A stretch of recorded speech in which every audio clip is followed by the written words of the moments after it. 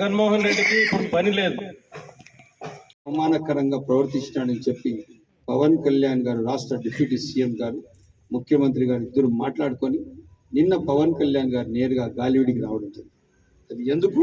ఒక సందేశం ఏమంటే ప్రతి ఒక్కరి కోసం మేము ఉన్నాము, అధికారుల కోసం కూడా మేమే ఉన్నాం. పరిపాలన దక్షతలో వాళ్ళకు అవమానం జరిగితే మాకు అవమానం జరిగినట్లే, ఎట్టి పరిస్థితుల్లో వాళ్లకు చేతి వదిలేదు లేదని చెప్పి ఒక ఆలోచనతో రాష్ట్ర ప్రభుత్వం పనిచేస్తుంది.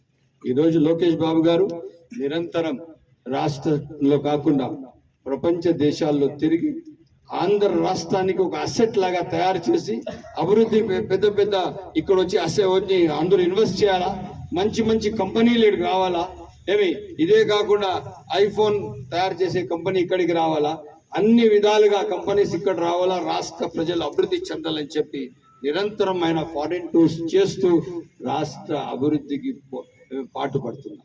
ఇది పరిపాలన దక్షత. పరిపాలన దక్ష ఆ రోజు ఏం జరిగింది? 11 నుంచి 12 వరకు ముఖ్యమంత్రి గారు వస్తున్నారు, ఒక గంట కోసం ఆడ కూర్చుంటా ఉన్నారు, అందరూ చూసుకోండి మీరు బాగున్నారన్నారు. మిగతా 4 పిల్లర్లు ఏవి ఉన్నాయో వాళ్ళ సొంత అజెండా శాండ్, వైను, మైను ఇవన్నీ చేసేసినారు. జగన్ అన్నకి ఇంటికి పంపించేసి ఈ విధంగా పరిపాలన చేసిన లాస్ట్ ప్రభుత్వం. ఈరోజు చెప్తున్నాను, మీరు వైసీపీ నాయకులు ఎక్కడ కూడా కానీ మాట్లాడే నైతిక విలువలు పోగొట్టుకున్నారు. మీరు మాట్లాడచ్చు, రాజ్యాంగం మీకు హక్కు కల్పించింది, వాస్తవాలు మాట్లాడండి. ఒక మాట మాట్లాడే ముందు మీరు ఏదో కరెంట్ పైన మేము ధర్నా చేస్తున్నాము, మేము 9 సార్లు పెంచినాము, ఇప్పుడు ఏమన్నా టీడీపీ వాళ్ళు పెంచింటే అది వాస్తవాలు తెలపండి, అది ఆ మాట చెప్పండి, అప్పుడు ఒప్పుకుందాం. మీరేమో ఒక్కసారి కూడా కరెంట్ మేము పెంచలేదు, మేము చాలా మంచోళ్ళు, ఇప్పుడే మీరు పెంచబోతున్నారని చెప్పి మాట్లాడితే అది పద్ధతి కాదు. ఈరోజు మీకు తెలియజేస్తున్నాము, ఈ రాష్ట్ర అభివృద్ధి ఏదైనా జరగాలంటే పెద్దలు చంద్రబాబు నాయుడు గారి ఆలోచనలు, ఆయన ఉన్న ఒక యాక్షన్ ప్లాన్ మనకే జరగాల.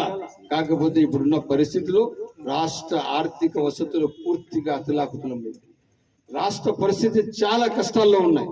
అయినా కూడా కానీ రాష్ట్రానికి క్రమంగా అన్ని గాడిలో పెట్టి, ఒక పక్క పోలవరం, ఒక పక్క 4,000 రూపాయల పెన్షన్, ఒక పక్క వచ్చి 3 సిలిండర్లు, ఒక పక్క వచ్చి సంక్షేమ కార్యక్రమాలు, ఒక పక్క వచ్చిన అభివృద్ధి, ఒక పక్క సకాలంలో జీతాలు, ఒక పక్క వచ్చింది అన్ని కావాల్సినవి. ఇప్పుడు మున్సిపాలిటీకి CFMS వచ్చి మార్చి నుంచి యథావిధిగా జనరల్ ఫండ్స్ మున్సిపాలిటీలోనూ పెట్టబోతుంది. ఇవన్నీ అమ్మేశారు జగన్. ఇదే కాకుండా NREGS లో మన పవన్ కళ్యాణ్ గారు ప్రపంచ గిన్నీస్ బుక్ రికార్డ్ చేశారు. అన్ని వర్కులు ఒక్కసారిగా గ్రౌండ్ చేయించి, ఇవన్నీ ఒక చరిత్ర. మంచి చేస్తే చరిత్రలో ఎప్పుడు మంచిగా మిగిలిపోతుంది, చెడ్డ చేస్తే చెడ్డగానే ఉండిపోతారు. వాస్తవాలు మాట్లాడేది నేర్చుకోండి.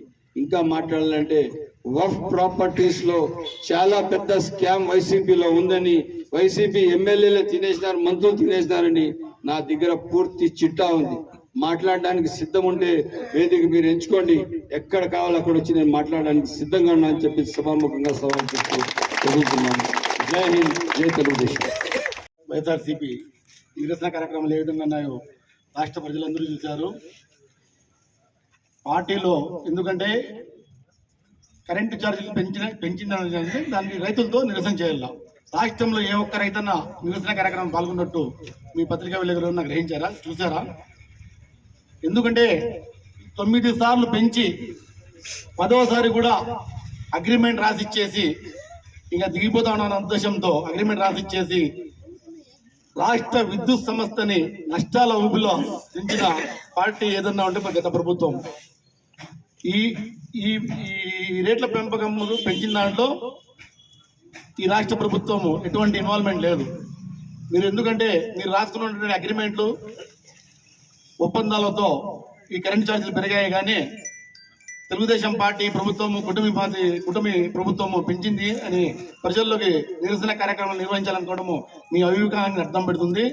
ఖచ్చితంగా మీ మాటల్ని నమ్మే పరిస్థితిలో ఈ రాష్ట్రంలో ప్రజలు ఎవరు లేరు, మీ పార్టీ క్యాడర్ కూడా లేదు. ఎందుకంటే ఒక నిరసన కార్యక్రమం అంటే రైతులు ఉండాలి, దాంట్లో రైతులు పాల్గొనాలి. ఏ రాష్ట్రంలో చేసినట్టు అన్ని జిల్లాల్లో ఏ ఒక్క రైతు పాల్గొనలేదు. అంతటితో మీ పార్టీకి రైతుల్లో ఉన్నటువంటి ఉనికి ఏందో అర్థం పట్టింది. కాబట్టి ఇటువంటి